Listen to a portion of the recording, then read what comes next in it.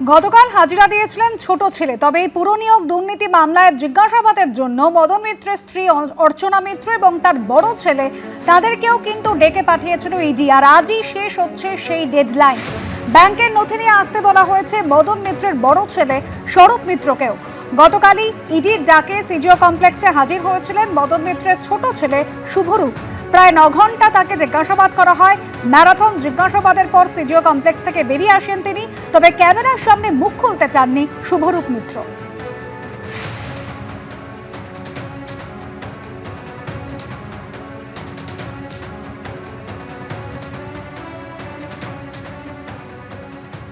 মদন মিত্রর ছোট ছেলেকে গতকাল জিজ্ঞাসাবাদ করা হয়। আর ঋতব্রত তৃণমূলের নাম লেখানো মদন মিত্রকে পুর নিয়োগ দুর্নীতির মামলায় ডেকে পাঠিয়েছে এনফোর্সমেন্ট ডিরেক্টরেট।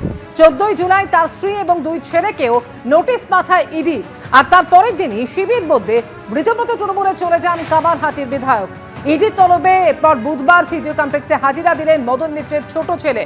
সূত্রের দাবি, ব্যাংকের নথিপত্র নিয়ে তিনি আসেন ইডির দফতরে, যেখানে প্রায় 9 ঘন্টা তিনি থাকেন এবং তাকে জিজ্ঞাসাবাদ করা হয়। 9 ঘন্টা পর ইডি অফিস থেকে বেরোন মদন মিত্রর ছোট ছেলে।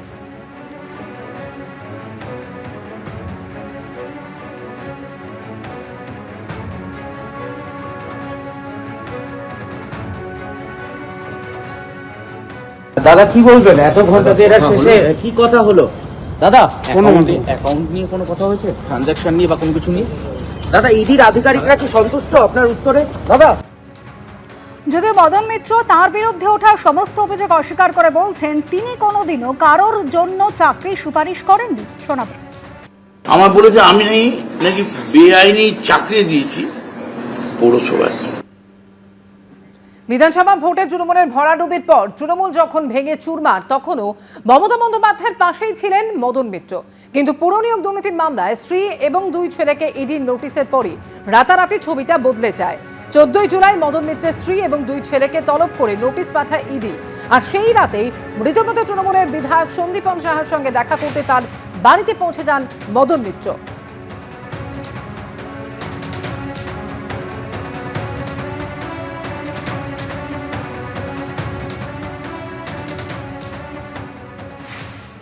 সন্দীপন স্যার বাড়িতে আমি স্বর্ণদার সঙ্গে দেখা করতে গিয়েছিলাম।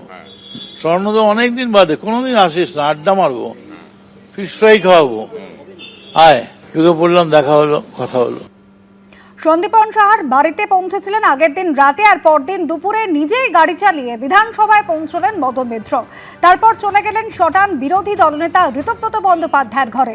ঋতব্রত তৃণমূলের হাত ধরে অভিষেক বন্দ্যোপাধ্যায়কে নিশানা করতেও শুরু করেন কামারহাটি বিধায়ক মদন মিত্র।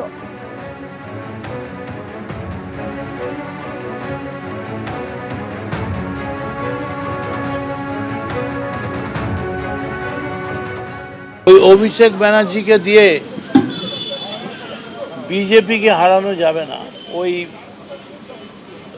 হিটলারি কায়দায় প্লেন থেকে নেবে, কোমরে হাত দিয়ে 4 তারিখ দেখে নেবো, হুইসেল বাজবে, এসব করে হবে না।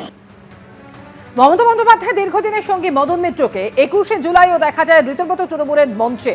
সেখান থেকে মমতা বন্দ্যোপাধ্যায়কেও বার্তা দেন তিনি।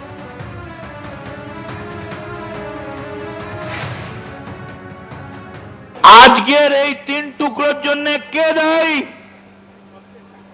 যদি হিম্মত থাকে মমতা বন্দ্যোপাধ্যায়, আপনি হেঁটে আসুন, একটা ডিমও পড়বে না, খালি বলবেন হ্যাঁ আমার ভুল হয়েছিল, আমি গান্ধারীর মতো পুত্র স্নেহে অন্ধ ছিলাম, আমার অন্যায় হয়েছিল, কেউ ডিম মারবে না। আপনি একবারও ভাবলেন না দলটার কথা? মদন মিত্রের স্ত্রী পুত্রকে ইডির তলব, তারপরে শিবির বদলালেন। আর এই ইডি তলবকে আইওয়াস বলে আক্রমণ শানিয়েছেন কুণাল ঘোষ। তীব্র কটাক্ষ বাম বিজেপিরও। ডেকে পাঠানো আবার কি? অ্যাকশন ডেকে পাঠাবে, চা খাবে। আমি মদনদা বলে বলছি না, মদনদা আমি কোনো ব্যক্তিগত আক্রমণ করছি না। এইসব আইওয়াস ডেকে পাঠানোর কোনো মানে কি আছে? অভিযোগ থাকলে অ্যাকশন দেখবে লোকে। মদন মিত্রর ছেলে এবং স্ত্রীকে সমন পাঠিয়েছে ইডি। ওরা যাবেন, দেখা করবেন। মদন মিত্র বলেছেন তিনি দেখা করবেন। ইডির সমন পাঠানো এটা কোনো গুরুত্বপূর্ণ বিষয় নয়। মিত্রকে সপরিবারে ডেকেছেন, আর দুদিন পরে তো দুর্গা ঠাকুরকে সপরিবারে আমরা ডাকবো। তো মদন মিত্র কে যে তাকে সপরিবারে ডাকা যাবে না? আপনারা তো চিন্তিত কেন? মদনবাবু খুশি আছেন, তার বাড়ির সবাই খুশি আছেন, আপনাদের এত সমস্যা কি? ডাক পেয়েছেন, যাবেন। যদি না যান প্রশাসন ব্যবস্থা নেবেন। নারী নির্যাতনের ক্ষেত্রে পুলিশকে ফ্রি হ্যান্ড দিলেন মুখ্যমন্ত্রী শুভেন্দু অধিকারী। বুধবার বিধানসভায় তিনি বলেন, কোনো মহিলা কন্যার উপরে কিছু ঘটলে কারো নির্দেশের জন্য অপেক্ষা করবেন না। তৃণমূল আমলে হওয়া নারী নির্যাতন এবং দুর্নীতির প্রসঙ্গ তুলেও এই দিন চাঁচাছোলা ভাষায় আক্রমণ করলেন শুভেন্দু অধিকারী। কোনো মহিলা কন্যার উপরে কিছু ঘটলে কারোর নির্দেশের জন্য অপেক্ষা করবেন না। নারী নির্যাতনের ক্ষেত্রে রাজ্য সরকারের জিরো টলারেন্স। বুধবার বিধানসভায় দাঁড়িয়ে পুলিশকে ফ্রি হ্যান্ড দিলেন মুখ্যমন্ত্রী শুভেন্দু অধিকারী। কোনো মহিলা কন্যার উপরে কিছু ঘটলে কারোর নির্দেশের জন্য অপেক্ষা করবেন না। যাই করতে চান করে দেবেন।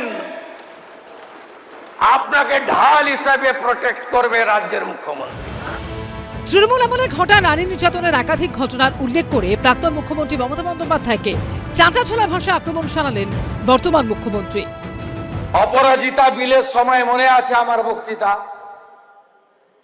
উনি এখানে বসেছিলেন, আমি ওখানে বসেছিলাম। কামদুনি ছোট্ট ঘটনা, বারাসাত শরীর থাকলে যেমন সর্দি কাশি জ্বর জারি হয়, একটু আধটু রেপ টেপ তো হয়। কাকদ্বীপের ঘটনা, ফুল রেপে 20,000, হাফ রেপে 10,000। হাঁসখালির ঘটনা, মেয়েটা অন্তঃসত্ত্বা ছিল। ময়নাগুড়ির ঘটনা, লাভ অ্যাফেয়ার্স। আরজি কর, ওর বাবা মা চাইলে তো 10 লাখ দিতেই পারি। এই তো ছিল নারী নিরাপত্তা। আর নিরাপত্তা কিভাবে দিতে হয়, ঘটনা ঘটতে পারে,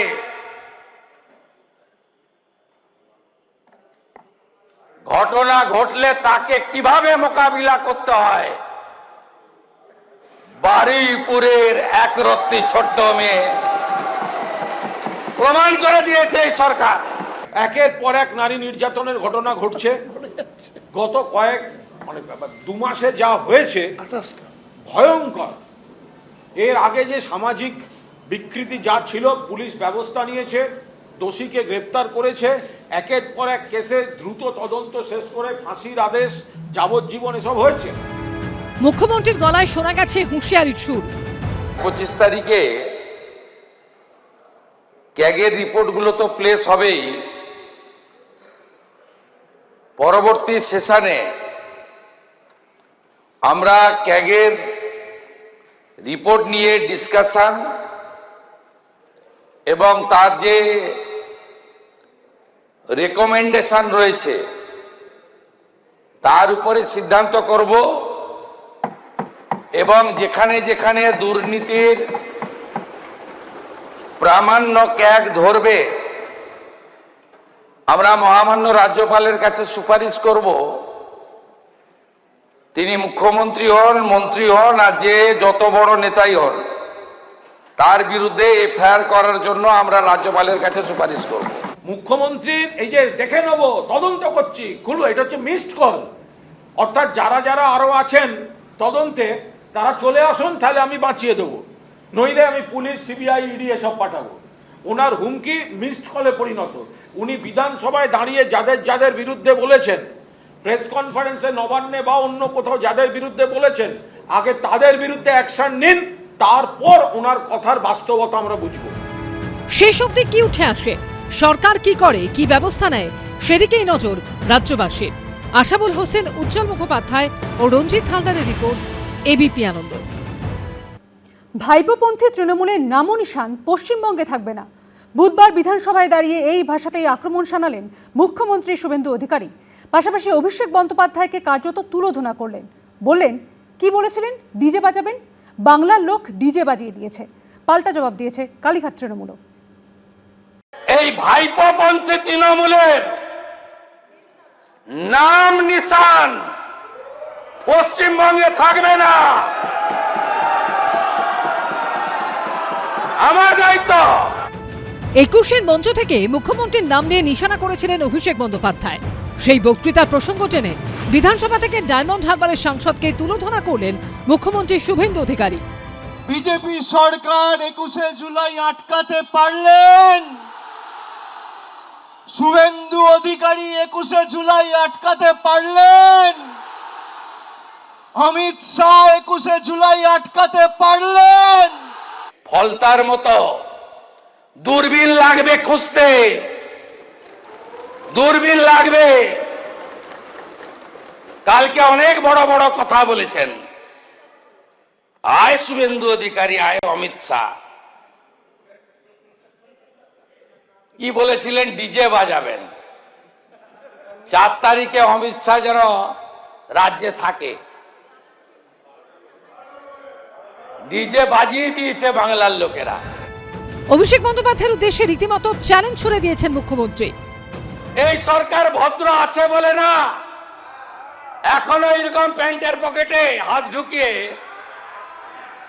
ওই হিরো কায়দায় 2000 লোকের সামনে হাত নাড়তে নাড়তে আপনাকে আমি বলে গেলাম, ওই ছোড়াকে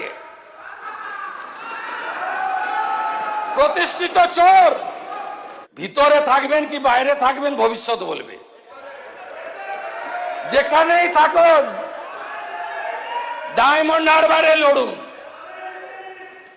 40% মুসলিম ভোট আছে,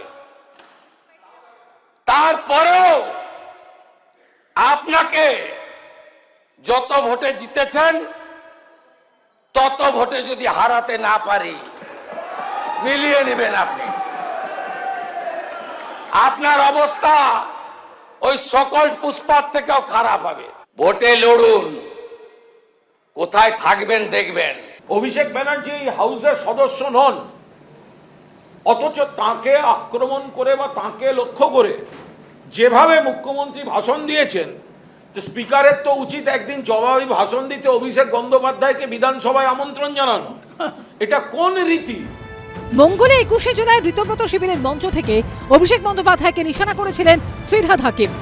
ঠোস কথা বলবে না, যারা লিফটে করে উঠে রাজনীতি করছে তারা শেষ কথা বলবে না, প্যারাসুট থেকে এসে যারা রাজনীতি করছে তারা শেষ কথা বলবে না। এই দিন শহীদ দিবসের প্রসঙ্গ টেনে অভিষেক বন্দ্যোপাধ্যায়কে আক্রমণ শানালেন শুভেন্দু অধিকারী। কালকে তো শহীদ দিবস হয়নি।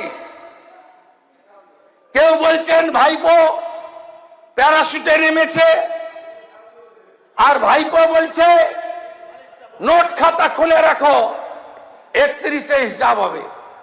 আরে তুমি বাইরে থাকলে তো হিসাব হবে। 4টা মেয়ের পরে ডায়মন্ড হারবার গেছো, জোকা পেরিয়েছ, যাও না ডায়মন্ড হারবার। পান্নালাল হালদার নিয়ে যান চ্যাম্পিয়ন এমপি কে,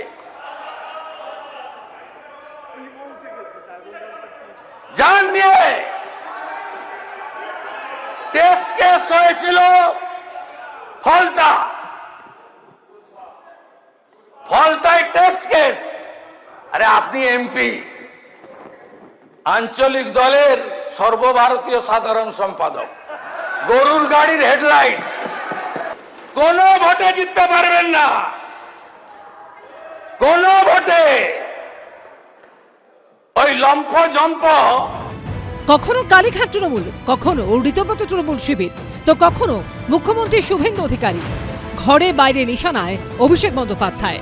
উজ্জ্বল মুখোপাধ্যায়, কৃষ্ণেন্দু অধিকারী ও আশাবুল হোসেনের রিপোর্ট, এবিপি আনন্দ। এবিপি আনন্দ, এগিয়ে থাকে, এগিয়ে রাখে।